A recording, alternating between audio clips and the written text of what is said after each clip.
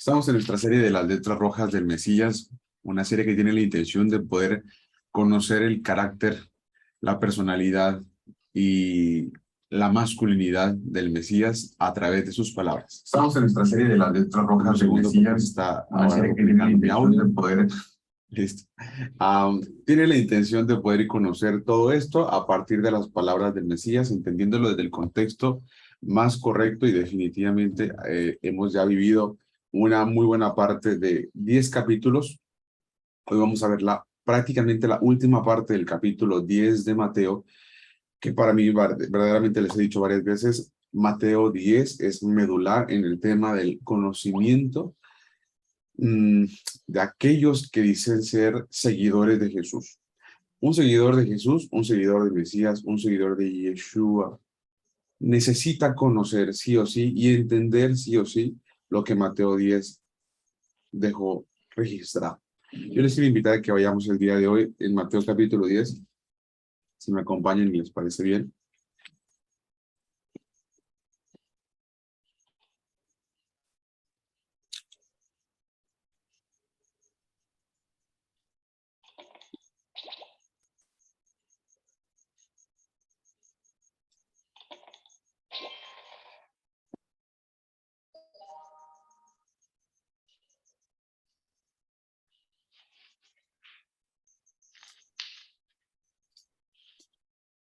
Y vamos a ir exactamente a la sección de la penúltima sección, que es el versículo 34.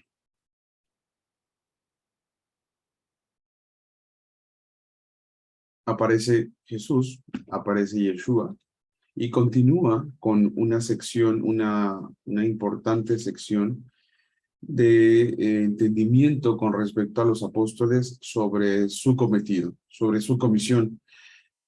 Y empezó el capítulo 10, de hecho, contándonos cuál iba a ser la selección de apóstoles. Prácticamente Mateo lo que hace es que describe en este capítulo, pues, todo lo que va a implicar ser un discípulo de Jesús. Empezó por ahí del capítulo 10 en el versículo 5, hablando sobre cuál sería su misión y sería buscar ovejas perdidas de la casa de Israel. Pero en el versículo 16 habló sobre la persecución, las persecuciones, perdón, venideras de los apóstoles y que realmente podrían estar seguros de que iban a recibir persecución y que contra ellos iban a poder acusarles y que definitivamente, de verdad, en el versículo 26 en adelante, no debían temer.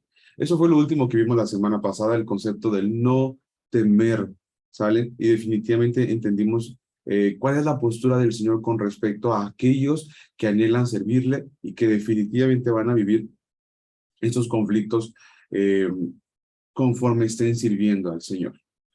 Después llega en el versículo 34 hasta el versículo 39, una nueva sección que vamos a estudiar, perdón, el día de hoy. Empieza diciendo el versículo 34, no penséis que he venido para traer paz a la tierra, no he venido para traer paz, sino espada, porque he venido para poner disensión, dice, en disensión al hombre contra su padre, y la hija contra su madre, y a la nuera contra su suegro.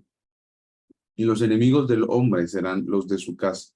El que ama a su padre o a su o a madre más que a mí no es digno de mí. El que ama a su hijo o a hija más que a mí no es digno de mí. Y el que no toma su cruz y sigue en pos de mí no es digno de mí. El que haya su vida la perderá, y el que la pierde, y el que pierde su vida por causa de mí, la hallará. Quisiera leer nuevamente esta misma sección, pero se los quiero leer a partir de la nueva traducción viviente, si me permiten, por favor. Quisiera que comparáramos audiblemente cuáles las diferencias que se podrían encontrar con respecto a esta versión, nueva traducción viviente. ¿Está bien? En la nueva traducción viviente tendríamos en el versículo 34, no crean que vine, les comparto mi pantalla.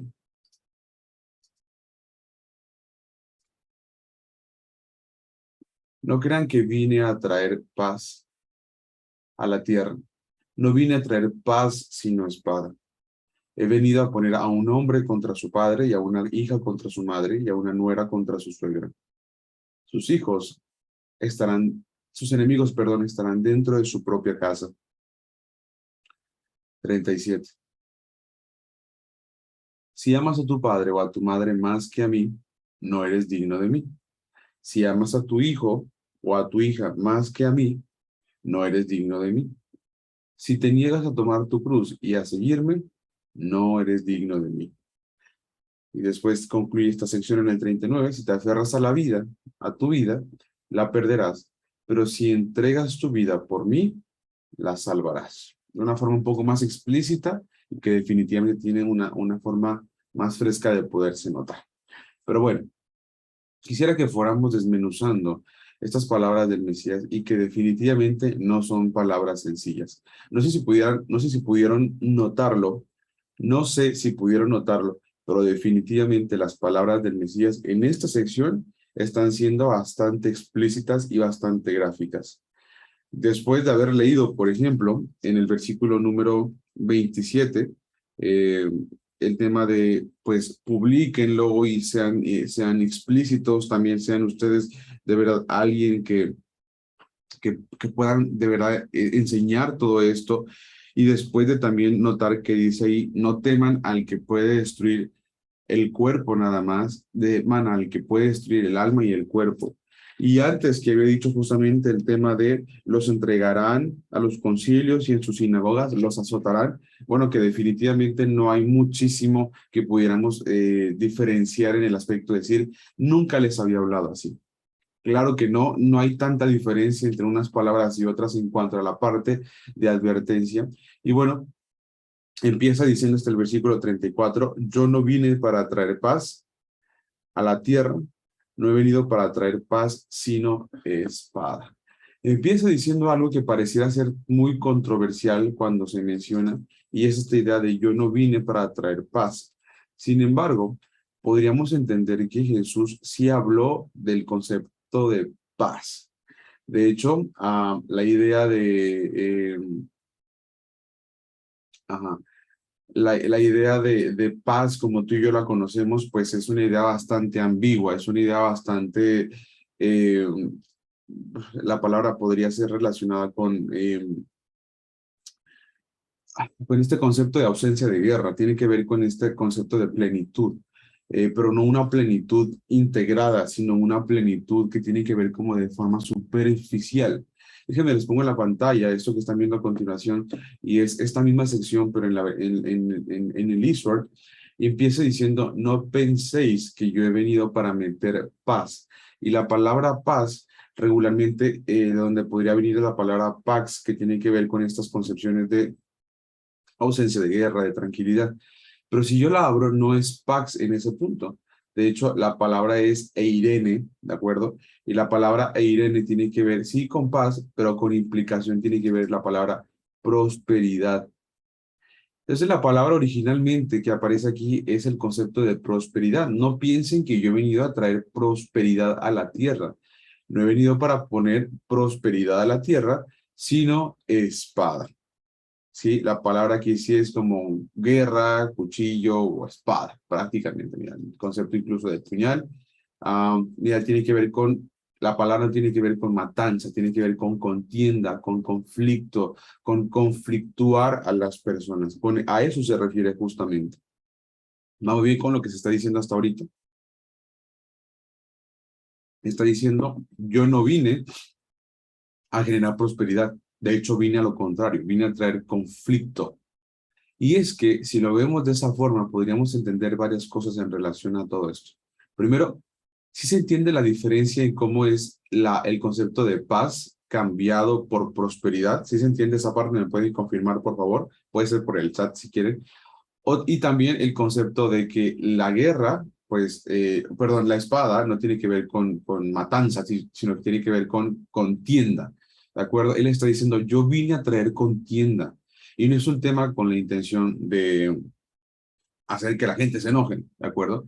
Sin embargo, ya que llama a las personas a un compromiso radical con Jesús, es un mensaje, pues de verdad, el de Jesús, que divide entre los que aceptan, entre quienes lo aceptan el mensaje, y justamente, y quienes rechazan el mensaje. Y el que lo acepte y el que lo rechace dice, van a estar en contienda. Sí, la palabra que aparece en el español dice, pues en espada, pero no tiene más que ver con que van a estar en contienda. Sí, el mensaje de Jesús era radical el compromiso que te invitaba a hacer. Fíjate nada más, venimos hablando, esta parte para mí es importante para que lo entiendas súper bien.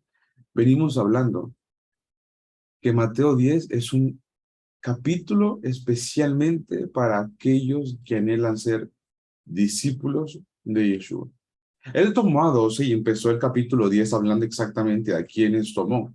Pero estos 12, por supuesto, representan a los 12 fundamentos de la nación de Israel, los 12 primeros apóstoles de Yeshua directo, los 12 apóstoles del Mesías, los 12 apóstoles del Verbo hecho carne. Dice Apocalipsis que estos 12 apóstoles son los cimientos de la Nueva Jerusalén.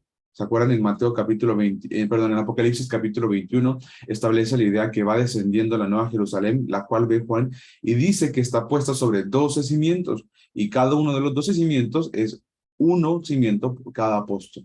¿Qué quiero decir con esto? Que los apóstoles solamente representan el cimiento de la nación.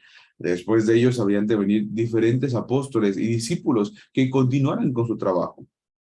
La razón de esto es porque tú y yo podríamos ser parte de esos discípulos que vienen de esos discípulos y que continúan con el libro de Hechos de los Apóstoles, el libro de Hechos de los discípulos.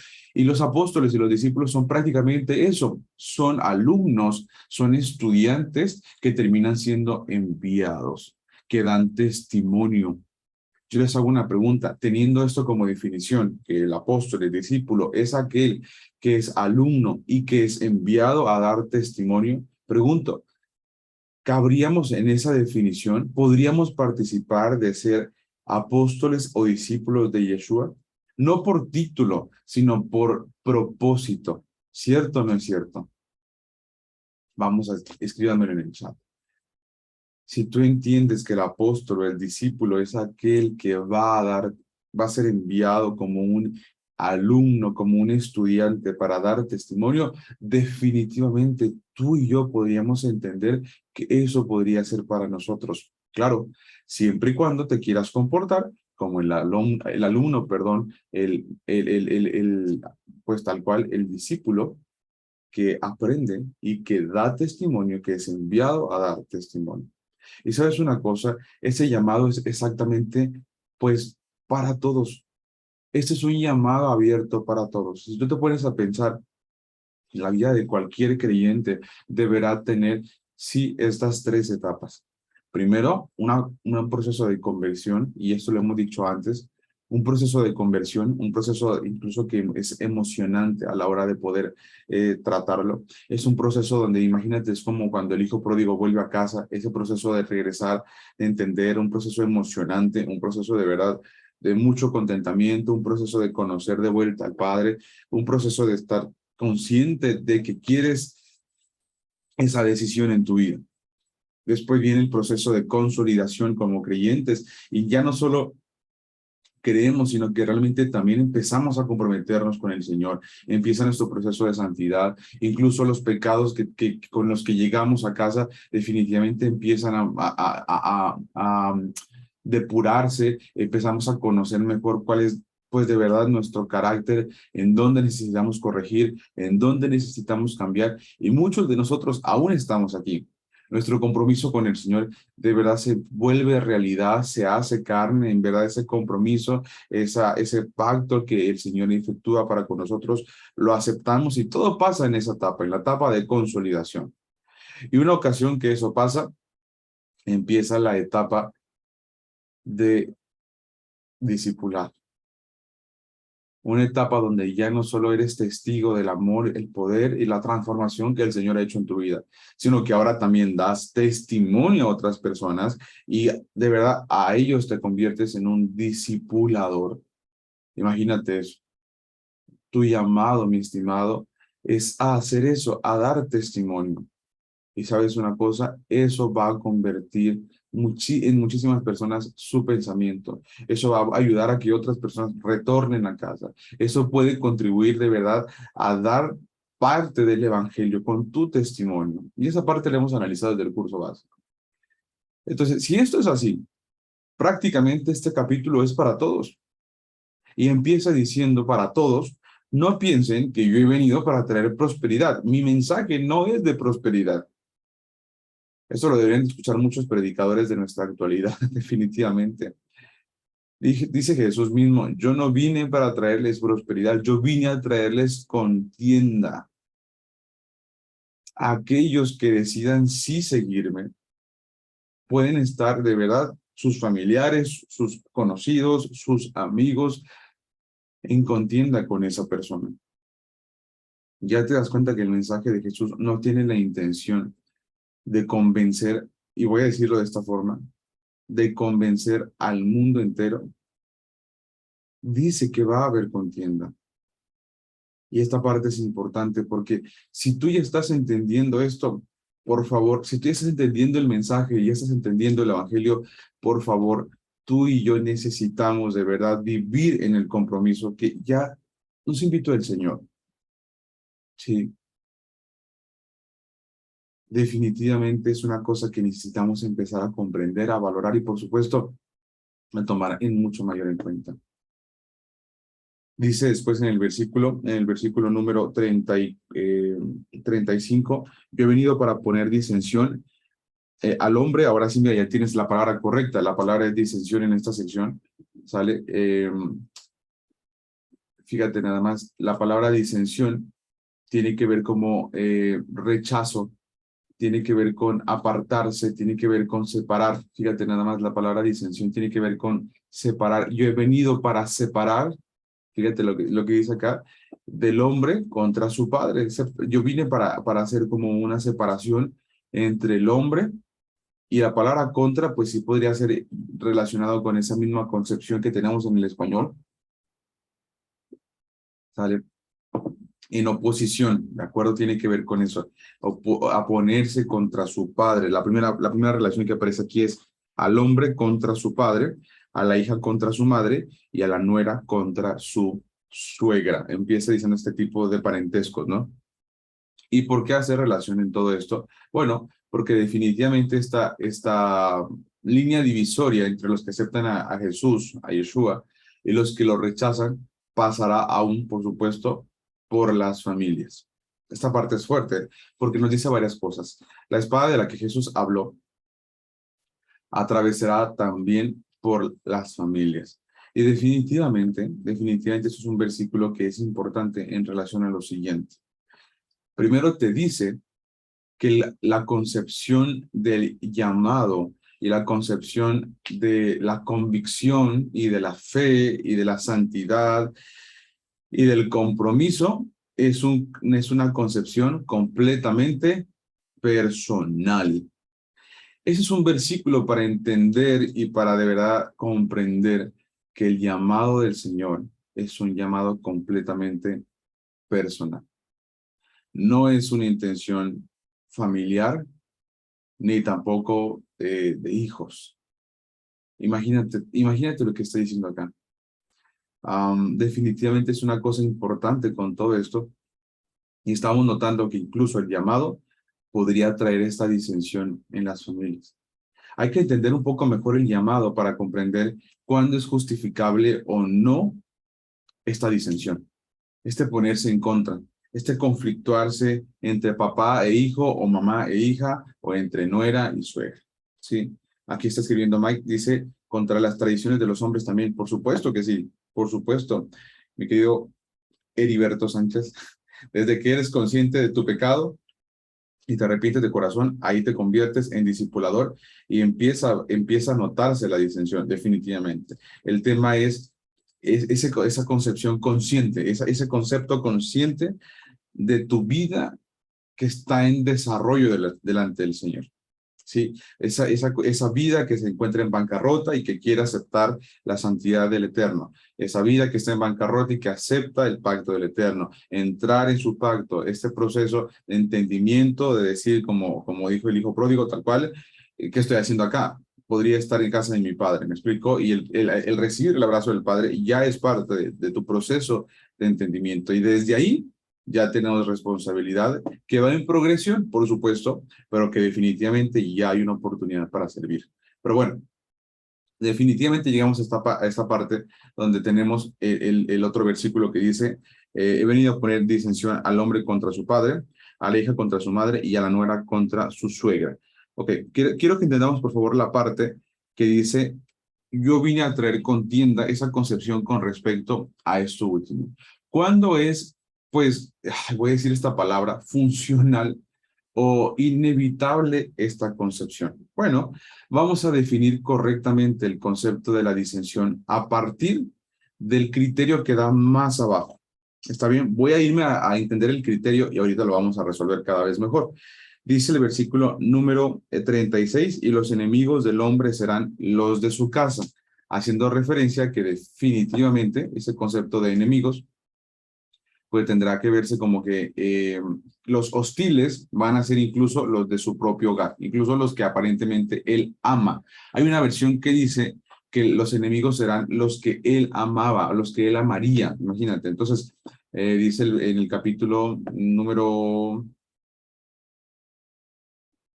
bueno, en el 36 dice sus enemigos serán de su propia casa, ¿sale? Es muy parecido, pero hay una versión que dice tal cual que los enemigos serán los que él ama, tal cual, ¿no? Pero bueno, y esa palabra donde empieza a decir que los enemigos son los que él ama, y entonces en el 37 continúa la narrativa y empieza diciendo, el que ama a su padre o a madre más que a mí no es digno de mí. Anda, ya entendimos. El criterio no es solamente vivirse peleando con todo el mundo o estar criticando a las personas. De hecho, entendimos que la idea de predicar el evangelio a través de la crítica y a través de estar ofendiendo a las personas y estarle marcando sus errores definitivamente es una idea completamente errónea. Jesús jamás hizo eso, ¿de acuerdo? Jamás fue a presentar el evangelio de una manera a partir de la crítica o con base en la crítica o con base en estar ofendiendo a las personas. Creo que nunca hizo eso. Y pensar que la idea de criticar a tu familia y por eso vas a estar en disensión es una idea completamente errónea. Y te lo voy a ayudar, te voy a ayudar a definirlo, porque tiene que ver con el concepto del amor. Si te fijas a partir del versículo número 37 y por implicaciones desde el 36, está hablando del concepto de el amor. El concepto del amor es lo que va a provocar esa disensión. No es que te la pases criticando a tu familia. De hecho, eso es lo peor que podrías hacer. El llamado que yo te hago no es a criticar a tu familia o a criticar a tus padres o a criticar. No, no tiene que ver con eso. Tiene que ver con el concepto del amor. ¿Está bien? Y vamos a ir un poco más abajo para que se pueda entender y ahora regresaremos primero allá arriba, pero ya entendimos que el concepto del amor es la razón de la disensión. El concepto del amor realmente es algo que definitivamente es lo que va a provocar esa brecha familiar, ¿sale? Normalmente debemos esperar que al seguir a Jesús, que debemos esperar que el seguir a Jesús nos hace mejores esposos, padres, esposas, por ejemplo, a las mujeres, madres, hijos o hijas, etcétera.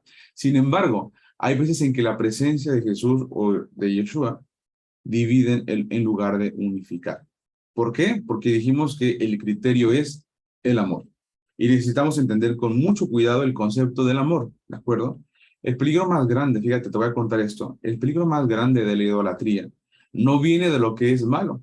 De hecho, o sea, el peligro más grande de la idolatría no proviene de lo que se considera que es malo, sino de lo que es bueno, como el amor en las relaciones familiares. Es decir, el creer que puedo amar más a alguien, y esta es la parte que vamos a utilizar como principio para entender a qué me refiero, el creer que puedo amar más a alguien en lugar del Señor, definitivamente pone en peligro el amor al Señor.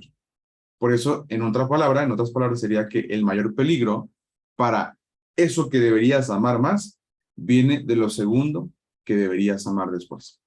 ¿Qué quiero decir con esto? Que regularmente lo que amamos podría usurpar el lugar del Señor. Esa parte es importante. Y sabes qué, a veces también podrían ser las relaciones. Y es una cosa que necesitamos comprender. Y lo vamos a entender a partir de definir correctamente el amor. ¿Vale? Fíjate nada más. Dice, y los enemigos del hombre serán los de su casa. Los enemigos del hombre o los de su casa podrían ser personas a las que él considera amar más, los que aquella persona considera amar más en lugar del Señor. Y esta idea del amor es una idea que necesitamos definir muy correctamente. Déjenme les explico por qué. Cuando hablamos de la definición de amor, ¿qué podríamos establecer? ¿Cuál es la definición de amor? Me gustaría mucho poder leerles en el chat qué es lo que ustedes consideran que es el amor. Les leo, caballeros, por favor, escríbanme en el chat qué es el amor. Me gustaría mucho poder leerles, así que si pueden escribir en el chat.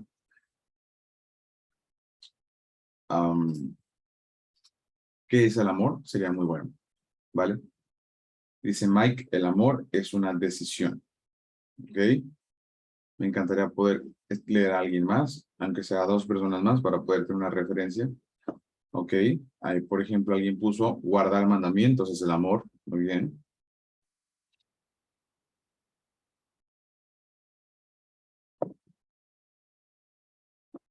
¿Eres Uri Buri, mi amigo, de Estados Unidos? Cuéntame, Uri. Qué buena onda, amigo. No sé que andabas por acá. Bienvenido.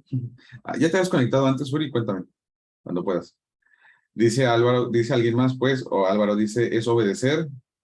Eh, dice, Uri, me caí de la cama. Ok, muy bien. Ustedes están bien entendidos con respecto a qué es el amor, ¿sí?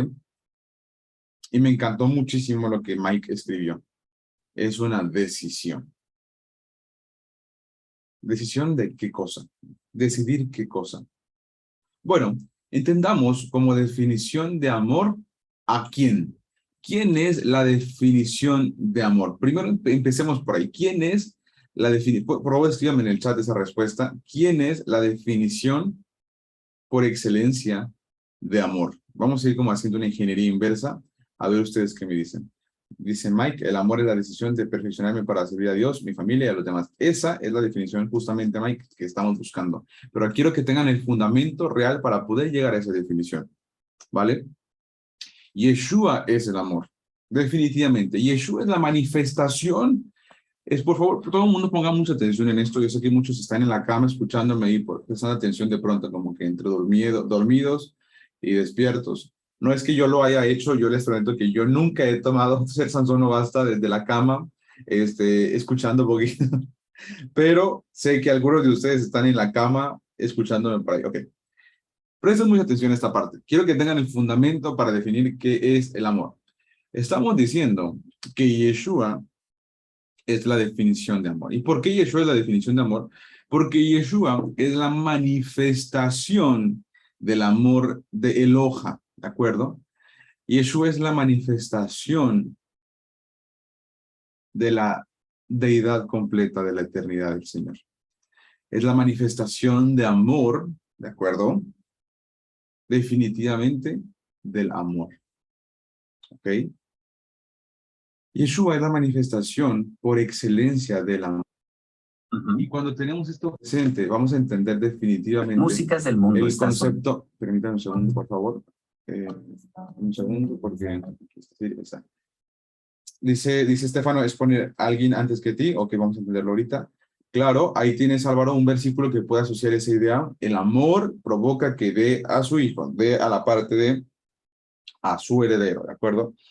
Y tenemos entonces que si Yeshua es la definición de amor, porque Él es la manifestación de la excelencia, de la divinidad, de la eternidad del Señor, entonces tenemos que definitivamente nosotros podríamos pensar en cómo corresponder a ese amor. Acuérdate, Yeshua es la manifestación del amor, de la excelencia y de la perfección, de la cúspide de toda perfección existente.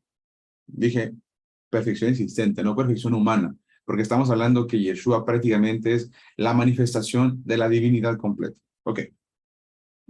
¿Cómo podríamos nosotros corresponder a esa excelencia y a esa perfección? Pues definitivamente a partir del amor, ¿sí? ¿Te fijas cómo la perfección que Yeshua nos imparte de la divinidad de Abba, de la divinidad de su Padre, para que se entienda sumamente bien, es justamente una idea que proviene también de la perfección o del perfeccionamiento o de la excelencia a la que Él nos invita a participar, ¿sí?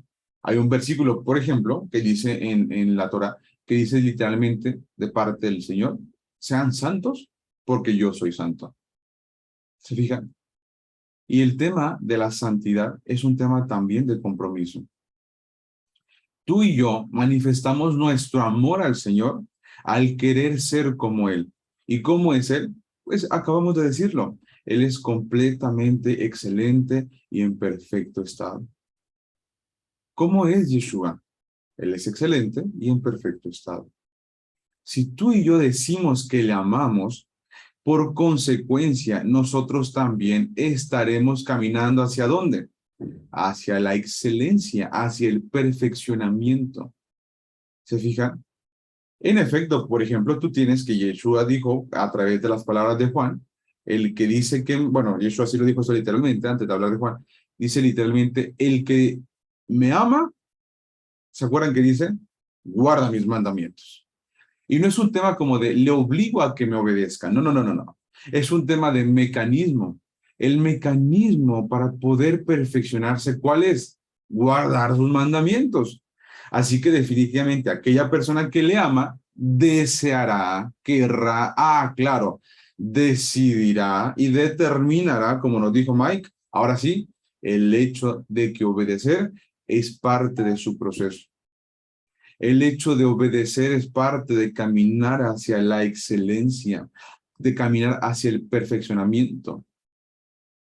¿Se fijan? Por eso dice, el que me ama, guardará mis mandamientos. El que quiere amarme, en consecuencia, guardará mis mandamientos. ¿Por qué? Porque el que me ama querrá caminar hacia la excelencia, querrá caminar hacia el perfeccionamiento. Y hay tantos versículos que señalan y que respaldan esta idea. Por ejemplo, la vida del justo es como la luz de la aurora que va en aumento. Todo el tiempo va en aumento. Todo el tiempo va creciendo. Entonces, si yo digo que le amo, pero no camino hacia la excelencia, hacia el perfeccionamiento, realmente entonces le amo. Seamos muy sinceros. Decir que le amo al Señor, decir que amo al Señor y hacer algunas cosas con la idea de que amo al Señor, ¿será realmente amar al Señor? Hay un versículo que esta parte creo que viene mucho al lugar y me encantaría poder compartir con ustedes, que también ustedes conocen.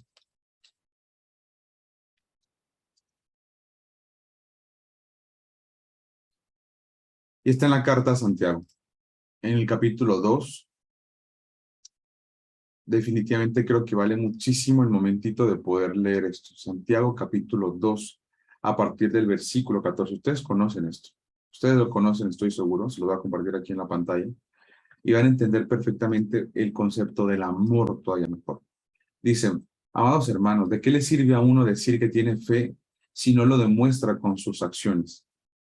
Fíjate nada más lo que está diciendo. Fe es yo creo en el Señor, es yo participo del Señor, me congrego, lo que quiera decirme está bien, perfecto. Si no lo demuestra con sus acciones.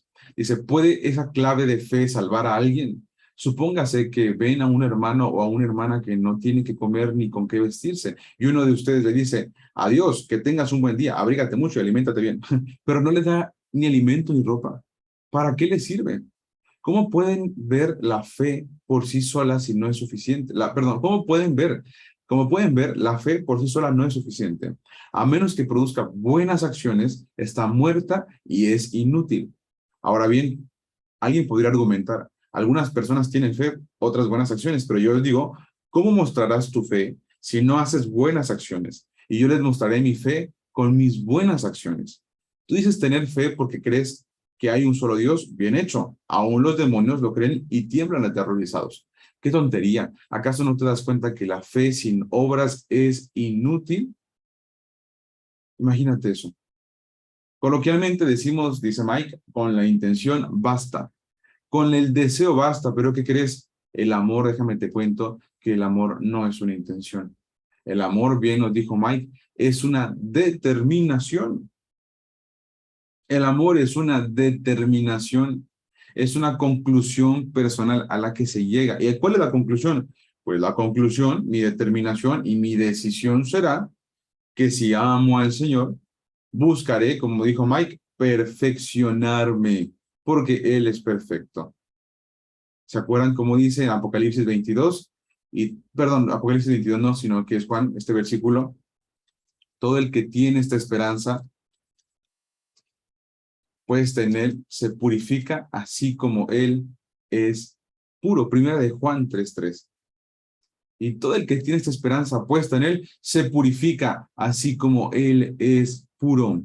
Si ustedes se fijan entonces, la idea de acercarse al Eterno es una idea que va a terminar sí o sí a la persona que se quiera acercar, para la persona que quiere ser su... Ah, claro, estamos hablando del concepto de discípulos. Aquel que quiera ser su discípulo decidirá, determinará con conciencia plena, ¿qué cosa?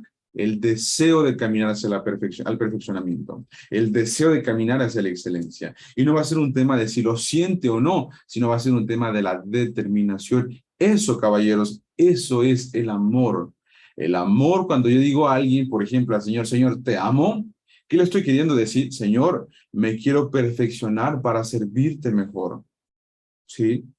Si tu definición de excelencia, Señor, se manifestó en amor y ese amor llegó a mí, definitivamente el yo decirte que te amo es mi correspondencia en caminar hacia el perfeccionamiento y tu amor alcanzó para darme la herramienta para poder conocer la vía, la herramienta para conocer cómo perfeccionarme. Se purifica así como Él es puro. Nuevamente, Juan, la idea de el pecado es la transgresión de la ley. El que dice que me ama, pero mis mandamientos no guarda, dice, el tal es mentiroso y la verdad no está en él. Definitivamente el concepto del amor que tenemos en nuestra sociedad es un concepto bastante simple, bastante ah, superficial, un concepto completamente griego y de ideas grecorromanas que no tienen nada que ver con el concepto de amar del Señor. Es un concepto que requiere de muchísimo cuidado en entenderse. Si tú le dices a tu esposa, mi amor, te amo, ¿a qué te refieres?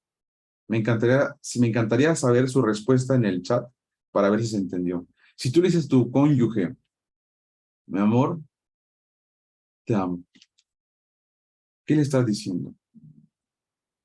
¿Siento por ti esto? ¿O siento amor por ti? ¿O qué sería lo correcto para decirle o a qué te refieres?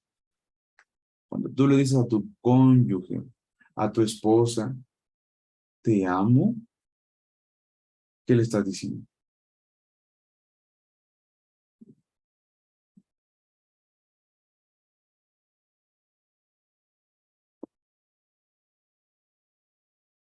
¿Te fijas? Cambia completamente la idea griega, romana, de la concepción del amor. No se trata de lo que siento, de lo que sientes, de lo que te emocione, de lo que te emociona. Se trata de una determinación. Se trata de una decisión. Se trata del el perfeccionamiento. Imagínate eso. Tiene que ver con mi amor, decido conscientemente, determino conscientemente perfeccionarme para poder servirte mejor. Eso es el amor. Eso definitivamente es el amor. El amor del Señor es sinónimo a un proceso de perfeccionamiento para poder ser útil en el servicio, para poder ser consciente, para poder desarrollar cualidades de carácter, para poder desarrollar una masculinidad funcional bíblica, como lo que hemos estado viendo. Eso es el amor. Y el amor, mis estimados caballeros, termina de verdad impactando a todas las personas, empezando primeramente por el Señor, después en orden tu familia, tu esposa, tus hijos, y después de eso a todo aquel que cruce por tu camino. Yo te hago una pregunta. La idea de el perfeccionamiento personal es una idea que llega a familias completas. Si alguien decide amar al Señor y empezar este proceso de perfeccionamiento personal para servir al Señor, pregunto, ¿llega a familias completas? ¿Llega de pronto por grupos completos? Ya toda la familia entera entendió y ahora toda la familia entera está desarrollando y toda la familia completa está avanzando. ¿Sí o no es cierto? Sí pasa eso que es para toda la familia, o puede ser que uno o dos miembros de la familia lo empiezan a desarrollar y después empiezan a servir al resto de la familia y empiezan, bueno, dice Mike, hay casos en los que sí pasa, pero como lo acaba de decir, hay casos que sí y por supuesto hay casos que no. Y cuando tú tienes esto, entonces pasa lo que dice el versículo número 35 y 36. Claro, entre aquellos que sí han decidido, en aquellos que sí han permitido, en aquellos que sí han tenido la conciencia de poder servir al Señor y utilizar la herramienta y la vía para poder perfeccionarse, que es la palabra, por supuesto. Hay familias donde va a haber miembros que no van a decidir esto. Y entonces va a empezar una disensión. Va a empezar a existir una brecha, que es la que menciona exactamente en el versículo 35 y 36. Los enemigos del hombre serán los de su propia casa, claro, porque va a haber personas que no van a anhelar esto. Y sabes qué, tú puedes pensar como, uy, no, pues entonces realmente, pues ya sabemos a qué nos espera. Pero no te quedes con esa idea nada más. ¿Qué tal si son los primeros a los que tú necesitas también desarrollar tu proceso de mostrar amor y de servicio correcto? ¿Qué tal si esa es la oportunidad correcta con aquellos que no comprenden, con aquellos que no quieren entender, con aquellos desconectados de tu familia, con aquellos que definitivamente rechazan el mensaje, con aquellos que definitivamente, pues no quieren nada con el Señor, con dentro de tu familia? Bueno, ¿qué tal si el Señor lo permite así para que tú sean los primeros en los que tú puedas de verdad desarrollar este testimonio con ellos? ¿Qué tal si el Señor los pone ahí para tu propio desarrollo también? ¿Qué tal si el Señor los pone ahí para que sepas empezar a tratar a personas y dar testimonio de lo que el Señor está haciendo en tu vida? Ya no solo ser testigo, sino también pasar a dar testimonio. ¿Se acuerdan lo que hablamos en el curso básico del concepto de evangelio, que es el evangelio? Pues el amor fraternal no fingido. Ya sabemos que el amor que es, pues el perfeccionamiento personal y manifestar ese perfeccionamiento que el Señor está haciendo en mí para entonces compartirlo. Eso es el amor. Ahora entendemos el versículo que dice que el amor, el verdadero amor que dice, echa fuera el temor. ¿Por qué no hay temor? Sencillamente porque yo sé que el Señor está haciendo en mi vida su labor. Yo conozco y ahora conozco mis convicciones, reconozco de dónde provienen, tengo la certeza de quién soy, cómo me ve el Señor y a dónde voy. Hay esperanza de resurrección porque todo eso se genera a través del perfeccionamiento. Entonces, ¿qué dice? Ya no hay temor. ¿Se fijan? Y entonces empieza así en el 37. El que ama a su padre o madre más que a mí, no es digno de mí. El que tiene la idea de servir más a su padre o a su madre, dice, no es digno de mí. La palabra digno tiene que ver con, incluso con padecer, déjame te digo esto. Tiene que ver sí, con merecer, pero por el tema de padecer. Imagínate eso. No se refiere a la parte de, no me merece. No, el Señor no está diciendo, no me merece. Solamente es no ha entendido, aquel que ama a su padre o a su madre más que a mí es no ha entendido cuál es el proceso de seguirme. El proceso de seguirme probablemente te va a invitar a que tu personalidad se desarrolle sin papá y sin mamá. Imagínate eso. Tiene que ver con padecer, te digo. No habrá de padecer, dice más o menos así, dice un tanto distinto en el griego.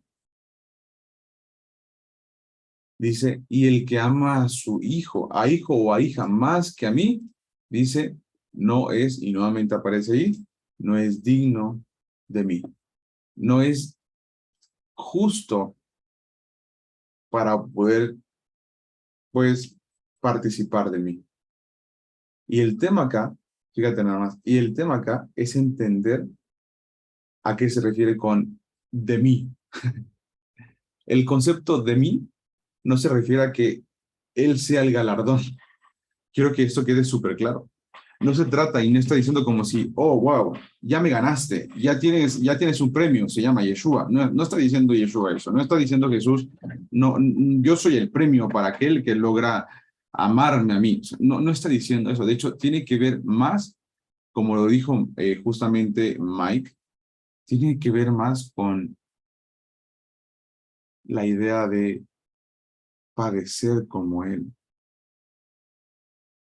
Aquel que ama más a un miembro de su familia y prefiere de verdad ser fiel a ese miembro de la familia por encima de mí, dice, no es mi discípulo, no puede ser mi discípulo. Y no puede ser mi discípulo porque no está dispuesto a ser mi discípulo.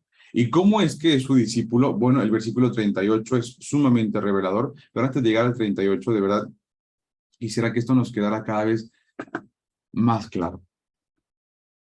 Dice ahí en el 38, tome su cruz y sígame. Dice tal cual el versículo 38. Dice, y el que no toma su cruz y sigue en pos de mí, no es digno de mí. Estamos hablando del amor, estamos hablando de la disensión que va a haber, estamos hablando de la concepción personal de perfeccionamiento, estamos hablando del amor al Señor, estamos hablando de la excelencia, estamos hablando de que Él es amor, estamos hablando de que si queremos amarle, definitivamente el proceso es su palabra en perfeccionamiento personal, no su palabra, pues la verdad, para solamente escucharla, para solamente creerla, para pensar y utilizarla a nuestro favor. No, no es para eso. La palabra va a traer disensión. Y primero va a traer disensión contigo, sí. Primero va a traer disensión contigo, porque va a ser la decisión de verdad consciente de serle fiel al Señor. La decisión consciente de reconocer tus pecados, la decisión consciente de abandonarlo, la decisión consciente de serle fiel al Señor. Y después ya aparecen todos los demás parentescos. Y después dice el 38, y el que no toma su cruz y sigue en pos de mí, no es digno de mí. El que no toma su cruz. Dice, se refiere a la duda que genera esa decisión. ¿Qué cosa, Álvaro? Cuéntame. ¿Qué cosa se refiere a, o sea, qué cosa preguntas tú si se refiere a la duda que genera esa decisión? Cuéntame, por favor, expándeme tu pregunta, ¿vale? Y ahora la resolvemos sin duda. Ok, Pues me refiero a que si tomar esa decisión, porque muchas veces uno escucha la palabra o escucha lo que usted está explicando hoy y el tomar la decisión a muchos les genera eh, dudas respecto a si mi familia no está de acuerdo con lo que yo estoy pensando, está bien que yo deje a mi familia, está bien que yo no está bien que yo asuma el hecho de que mi familia choque conmigo o muchas veces lo miren a uno mal porque uno está tomando una decisión como la de seguir específicamente a Dios o a Jesús. Tiene que ver con eso, ese sufrimiento, ese, ya te entendí. y muchas personas, de hecho, deciden no tomar la decisión porque creen que están haciendo mal al estar en contra de su familia o al asumir esa lucha, esa confrontación con su familia respecto de lo que está asumiendo, del proceso en el que está entrando. Claro, claro. Fíjate, ahorita mencionábamos hace un momentito el tema de cuáles son las etapas en la vida de cualquier creyente en el Señor, de cualquiera que quiera seguir al Señor. ¿Sale? No sé si estabas ya aquí, pero dijimos que primero empieza con el proceso de conversión y después llega el proceso de consolidación. Y en el proceso de consolidación, que de hecho es un proceso bastante largo en el cual pues prácticamente dura toda la vida, y a la par puede aparecer el proceso de discipulado, que es ahora una parte de servicio. Por ejemplo, la vida de Lincoln es una persona que ahora ha desarrollado no solamente este proceso de consolidación, que lo vive y lo vive y lo vive, ahora también ya sirve, ya es testigo, ¿de acuerdo? Y ya da testimonio de lo que él vive. Y entonces, ¿qué pasa? Se prepara, estudia, enseña, comparte. Ok. En el proceso de consolidación que acabo de decir, dura bastante tiempo, pasa todos estos conflictos que estás diciéndome justamente, mi estimado Álvaro. Sí puede ser esto de manera muy literal, ¿de acuerdo? Pero también puede ser un tema de comprender el parentesco más íntimo que podría ser aquel que pueda usurpar el lugar del Señor. Pensar en la idea de serle más fiel a tu familia que al Señor, cabe, sí existe esa posibilidad, ¿sale? Pero quiero que, fíjate, vamos un poquito al final, a la parte final del comentario, para que puedas entender a qué se refiere esta idea, porque puede no ser literal. De hecho, es muy probable que no se refiera a ser literal, como de abandonar todo el concepto familiar porque haya una oportunidad o porque no haya la oportunidad, por ejemplo, de desarrollar tu convicción. ¿Sale? Tiene más que ver con el concepto de discipulado. Aquella persona que está llamada al servicio, que acabamos de decir, en un futuro, seremos la mayoría, ¿de acuerdo? Porque de hecho de eso se trata, ser Israel, ¿vale? Pero vamos un poquito al final y ahora vamos a ver si se resuelve esta parte, ¿vale? Fíjate, estamos hablando del concepto de que eso se lo está diciendo a discípulos, ¿de acuerdo? A sus propios discípulos. Y les acaba de meter la idea, o se acaba de poner en la mesa la idea de la cruz. Déjame te hago una pregunta y pregunta para todos. ¿Los apóstoles en este punto sabían que Jesús habría de morir en la cruz? ¿Sí o no? Ah, ¿verdad? Esta parte es importante. El concepto de la cruz es la primera ocasión que se menciona en el libro de Mateo, ¿sale? Ya sabemos que Mateo probablemente podría no estar registrado en manera cronológica, sin embargo, esta es la primera ocasión de la mención, esta es la primera mención de la cruz, ¿sale? Y dice, el que no toma su cruz, ¿de acuerdo? Y me sigue, dice, no es digno de mí. Y dice, y sigue en pos de mí, no es digno de mí. Ese concepto de digno, vamos a entenderlo para hacer como la ingeniería inversa, mi querido Álvaro, para saber si se refiere como también a lo que nos mencionábamos ahorita. Que te digo, puede ser, pero quiero que lo pulamos todavía más. El que no toma su cruz y sigue en pos de mí, no es digno de mí. Ya dijo varias cosas con las que no eres digno de él, ¿sale? Pero dijimos que la palabra digno tiene que ver con padecimiento, ¿sí? Bueno, el discípulo debe seguir a Jesús aún hasta el lugar de tomar su cruz. Ojo, la cruz suya, tal cual, ¿sale? La cruz antigua romana, que es la que tú y yo rápidamente asociamos, no negociaba, no se comprometía y no hacía tratos. Cuando una persona tomaba su cruz en los tiempos de Jesús, era por una razón, nada más. Y era para morir. Cuando metes el concepto de la cruz, que tú y yo hoy entendemos de manera tan fácil por el concepto de la crucifixión del Mesías, ¿de acuerdo? Podemos comprender que se refiere a la idea de poder morir, de poder estar dispuesto a morir, ¿sale? El que no está dispuesto a morir, tal cual como eso, no es digno de mí, no es digno de padecer, no es que me merezca lo que dijimos, sino que no es digno de padecer como yo.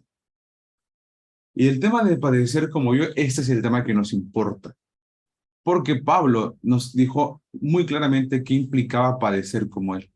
No sé si ustedes se acuerdan, pero dice, sí, por allá de Efesios, dice, si ustedes han muerto con él, si ustedes, el que ha muerto con él, el que ha sido crucificado juntamente con Cristo, que dice, tiene la esperanza de resucitar de igual forma que él lo hizo. El concepto de digno de mí no es un concepto de merecer al Señor. No es un concepto de el que lo hace, lo logra. No. Es un concepto de aquel que participa de la misma muerte de su maestro, tendrá definitivamente la esperanza que está reflejada en su maestro. Sí, yo no sé si me expliqué esta parte que acabo de decir, creo que se entendió. Aquel que puede morir y pensar que muere como su maestro, tiene la esperanza de poder ver su futuro en su maestro. ¿Qué pasó con el maestro de los apóstoles? Resucitó. La mayor esperanza del creyente está exactamente en eso, en la resurrección, en la restauración de todas las cosas. Cuando el Mesías comparte la copa y les hace participar de su misma copa, es prácticamente hacerles participar de su mismo destino, de su mismo futuro, de su mismo padecimiento. Definitivamente, el concepto de su cruz se refiere a estar dispuesto hasta la muerte de ser fiel. ¿Se fijan? ¿Dónde empieza el concepto de tomar la cruz? ¿En una persecución real? Pues no, bien nos dijo Mike, que me encantan los comentarios que has hecho, mi estimado amigo. Tiene que ver con, desde hoy, estar dispuesto a morir a mí. ¿Se acuerdan cómo nos decía también el apóstol? Que yo mengüe, pero que él crezca. El concepto de la muerte tiene que ver con ese deseo de verdad de que Él gobierne mi vida, de que Él reine en mi vida. ¿Sí? Y en esa concepción van a pasar muchas cosas. ¿Sí? Abandonar a tu familia suena complicado. No se refiere a algo literal con ellos. Tiene que ver con abandonarte a ti mismo a cualquier precio y a cualquier costo. Por encima incluso de serle fiel a tu familia. ¿Te fijas? Tiene que ver con morir a ti mismo a pesar de que para tu familia seas alguien distinto, a pesar de que se modifique tu conducta, tu forma de pensar, tu manera de servir, tu manera de contestar, tu manera de hablar, tu manera de reaccionar para tu familia. Y sí, a lo mejor vas a pisar por ahí o vas a terminar negando algunas tradiciones, algunas ideologías, algunos términos, algunas culturas de tu propia familia, de tu propia casa. Pero ¿qué te está diciendo? El que tiene la intención de morir a sí mismo, que es tomar su cruz, también puede tener la esperanza de aquel que fue el primero en morir, dice el maestro, que es la resurrección. Por ahí empieza el concepto de morir. Imagínate esto. No está asociada directamente con la crucifixión de Jesús, pero sí al final sí se está asociado, porque al final sí les hace participar de su mismo padecimiento. Entonces, cuando estamos hablando de todo esto, creo que ahora ya se entiende el concepto del padecer por Jesús. Se refiere a decidir aceptar morir a mí mismo desde hoy. ¿Se acuerdan de Isaías 40? Literalmente Isaías 40 dice, mira, que la hierba se seque y la flor se caiga, pero que la palabra permanezca para siempre. Imagínate eso. Ahora, el concepto de la cruz, aunque no se estaba asociando con la cruz de Jesús directamente, ni los apóstoles sabían que Jesús iba a morir en la cruz. Déjame te digo algo bien sencillo. Para el año 4 antes de Cristo, déjame te digo esto, hubo prácticamente una crucifixión masiva por allá de la revuelta de Judas en Galilea.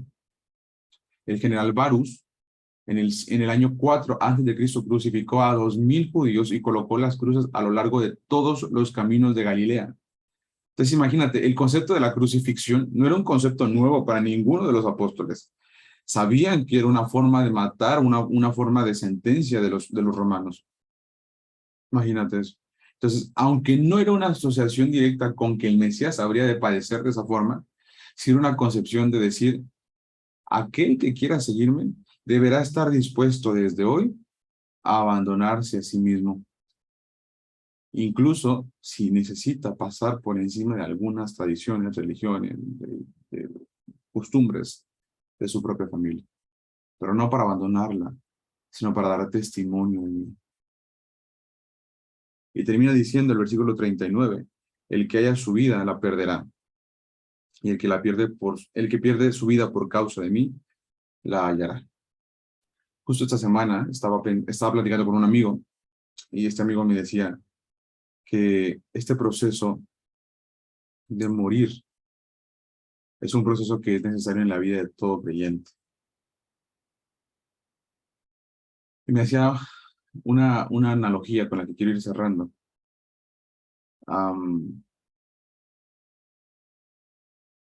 ¿Se acuerdan de la salida de Egipto, cierto? En la salida de Egipto tenemos esta parte donde están en Egipto, en pecado, ¿sí? Después el Señor los saca con gran poder, con un brazo fuerte, dice la historia. Y después de eso los manda por el desierto, los lleva al desierto. ¿Y qué pasa en el desierto? No sé si ustedes se acuerdan, pero dice la historia que toda la generación que salió de Egipto murió.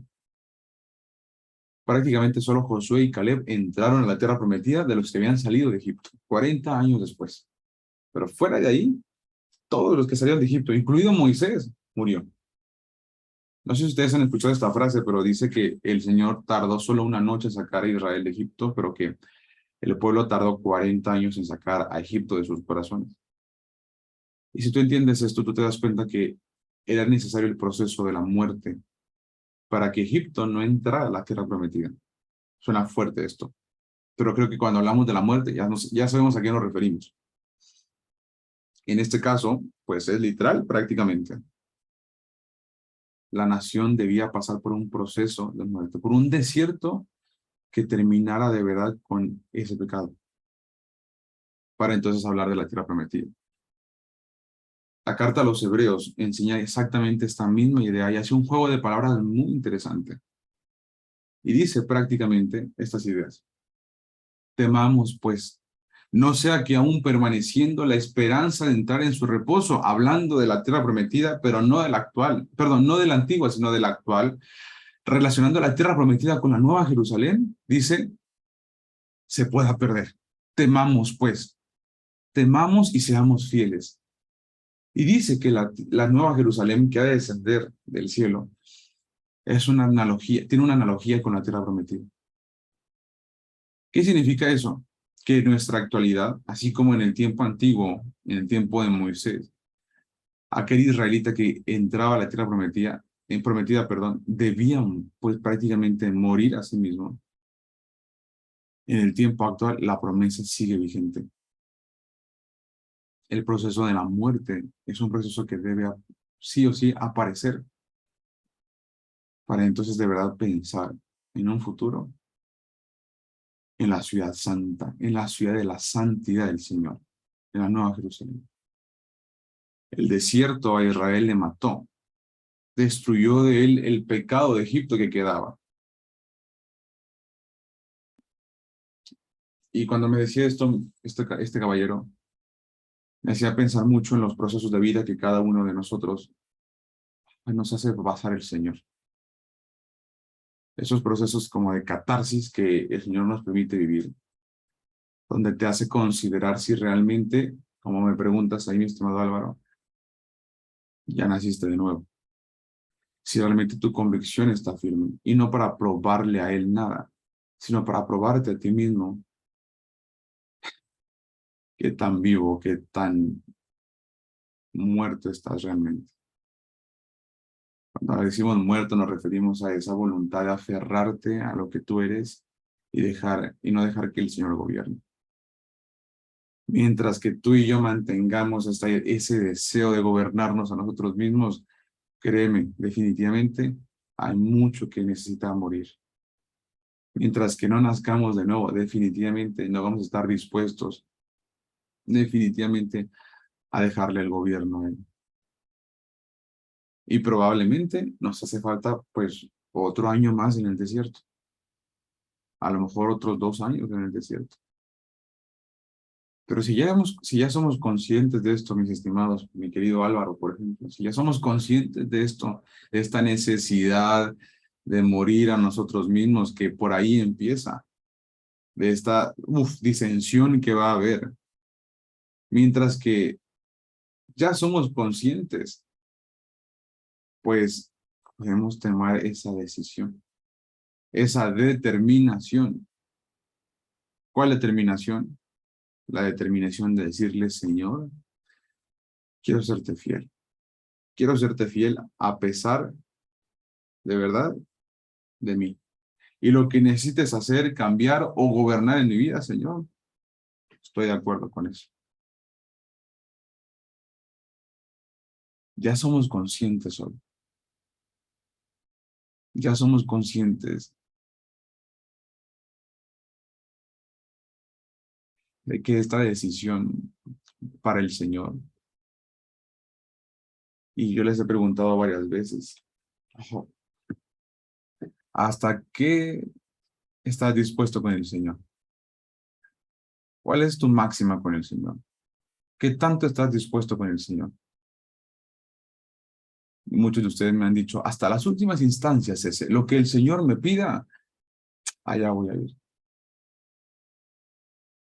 Y pues se dice fácil, definitivamente se dice fácil. Pero cuando te das cuenta que el pueblo del Señor es un pueblo único, diferente, diferenciado, especial por todo lo que hace, dices, ah, caray, sí está pesadito lo que el Señor podría llegar a pedir, definitivamente. Sí está pesadito, pero cuando te das cuenta de eso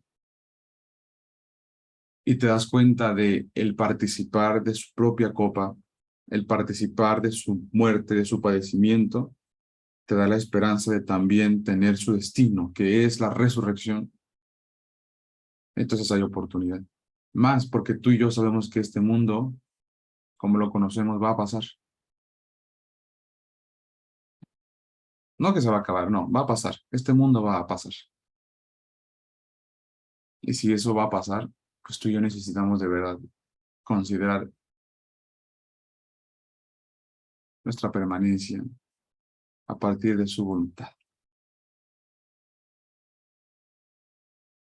Caballeros, creo que hoy tenemos una oportunidad muy importante para poder ser conscientes en nuestra decisión de amar al Señor.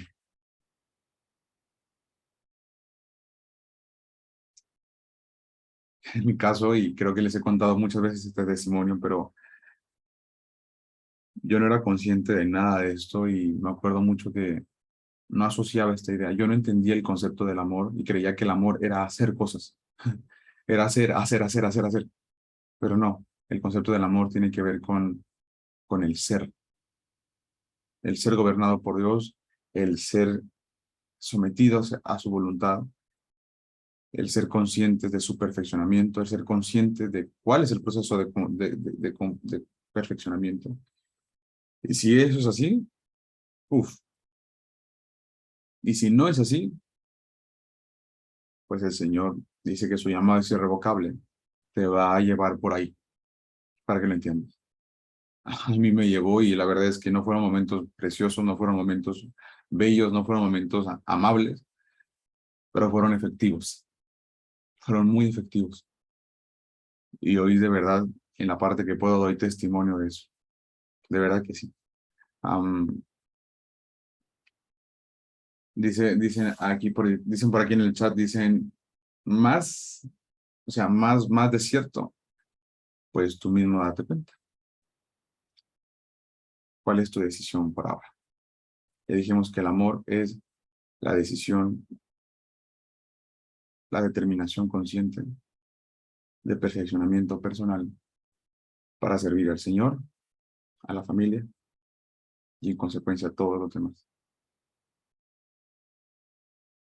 Que el Señor nos permita en verdad desarrollar el amor correcto, el amor entendido en nuestras vidas y que nuestra determinación esté bien dirigida hacia su voluntad.